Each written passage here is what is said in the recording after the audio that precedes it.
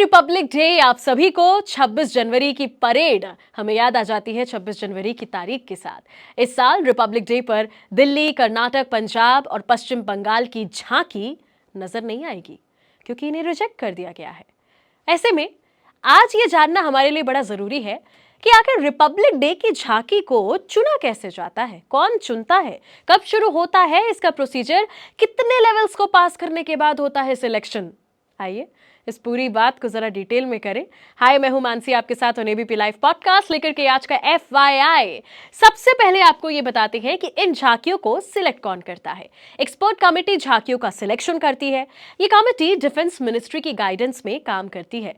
Committee में art, culture, painting, sculpture, music, architecture, choreography field के expert लोग शामिल होते हैं। एक्सपर्ट कमेटी कई सारी बैठकें कर डिफरेंट स्टेट्स और सेंट्रल मिनिस्ट्रीज से आई झांकियों के प्रपोजल्स का इवैल्यूएशन करती है।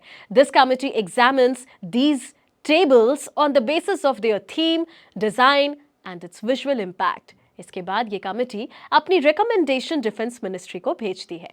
सिलेक्शन कौन करता है ये तो पता चल गया, पर कैसे होता है सिलेक्शन हम ये बताते हैं आपको अब। एक्चुअली सिलेक्शन का प्रोसेस कई लेवल से होकर गुजरता है। इसकी शुरुआत झांकियों के स्केच, डिजाइन और थीम ऑफ डेमोन्स्ट्रेशंस की सराहना के साथ होती है। इसके बाद झांकी के मॉडल पर expert committee and states, union territories, ministries के बीच कई दौर की बातचीत के बाद ये खत्म होता है। सिलेक्शन के पहले फेज में सभी प्रपोजल्स के स्केच, डिजाइन की चेकिंग होती है। साथ ही जरूरी होने पर इनमें अमेंडमेंट या मॉडिफिकेशन के लिए सजेशंस दिए जाते हैं।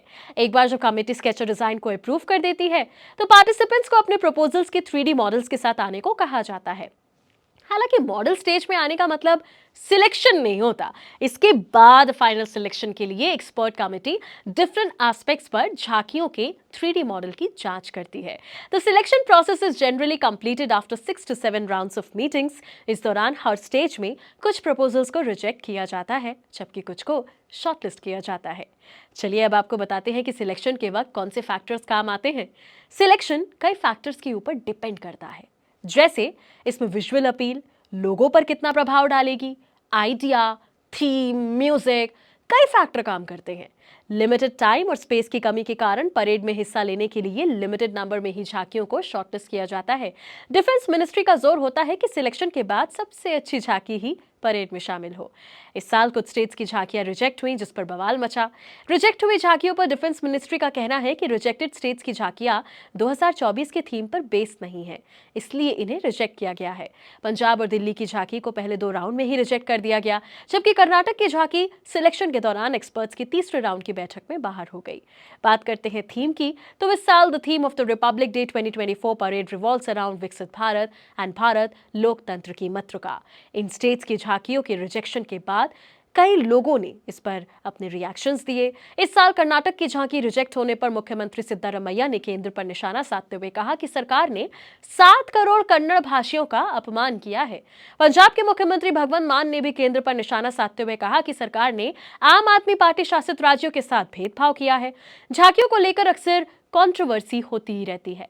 हर साल किसी न किसी राज्य की झांकी का सिलेक्शन न होने पर विरोध शुरू हो ही जाता है। इस साल भी यही देखने को मिल रहा है। आज के FYI में फिलहाल इतना ही। मैं मानसी हूं आपके साथ एबीपी लाइव पॉडकास्ट। जाते जाते हमारी तरफ से गणतंत्र दिवस की आप सभी को बहुत बहुत शुभकामनाएं।